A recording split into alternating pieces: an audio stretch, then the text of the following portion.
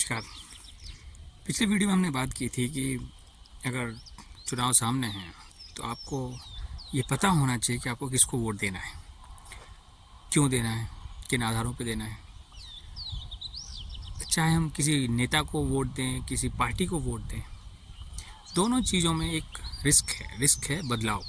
दोनों बदल सकते हैं, नहीं बदल सकते तो दोनों नश्वर हैं, मिट सकते हैं।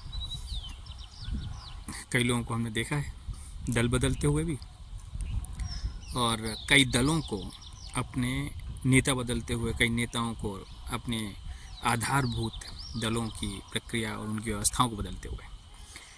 तो फिर वोट किसे करना चाहिए? कौन स्थायी है? कौन आपके अधिकारों को और आपके अरमानों को, आपके सपनों को लगातार सतत प्रयास के माध्यम से आगे बढ़ा सकता है?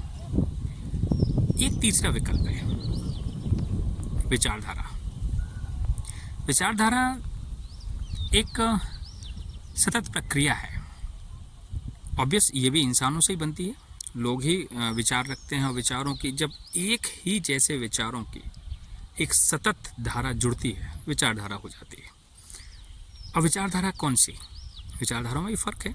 हर दल की अपनी एक विचारधारा, अपनी आइडियोलॉजी होती है। तो आइडियोलॉजी, जब एक ही देश में कई तरह के दल होते हैं, लेकिन आइडियोलॉजी में लगभग कुछ न कुछ पॉइंट उनके कॉमन होते हैं।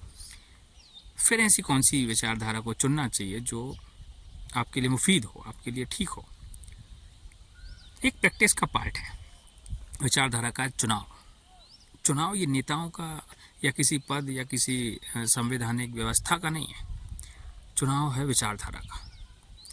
विचारधारा वो विचारधारा जो सबके लिए काम करती हो, जिसके दायरे में सब आते हो, जिसका पैमाना सबके लिए बनता हो, जिसकी व्यवस्थाओं में सबका एक जैसा सहयोग हो, उपस्थिति हो, उत्थान हो, उन्नति हो, सबका। सब लिखने में दो अक्षरों का एक शब्द है, पर सही मायनों में अगर देखा जाए तो सब एक बहुत बड़ा शब्द है। मायने उसके बहुत बड़े हैं।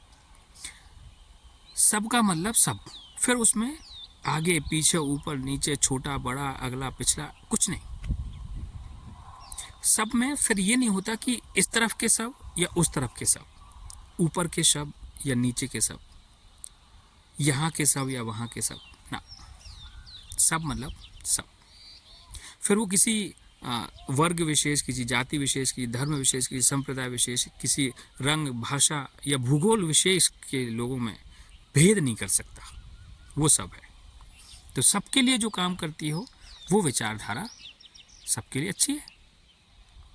अब हमें अगर वोट देना है तो आपको वो विचारधारा तय करनी है, समझनी है, पहचाननी है, जिसमें सबके लिए सब कुछ हो, जो किसी भी आधार पर भेद ना करती हो। इवन महिला, पुरुष या किसी थर्ड जेंडर में भी कोई भेद ना करती हो, वो सबकी विचारधारा है।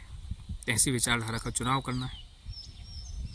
अब आप देखिए, आपके देश में लेफ्ट भी है, राइट विंग भी है, सेंट्रल लेफ्ट भी है, सेंट्रल भी है, फांसीवादी विचारधारा, वामपंथी विचारधारा, दक्षिणपंथी, सारी आपकी विचारधाराओं का तो एक समूह आपके पास है।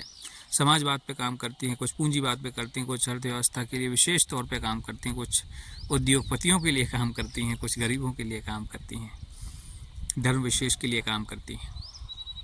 आपको चुनना है कि आपको किसका साथ देना है।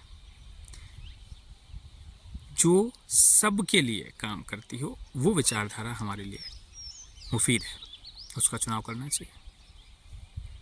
अब आप देखिए आपके आसपास कौन सा नेता है, कौन सा दल है जो अपनी विचारधारा में सबको शामिल करता है।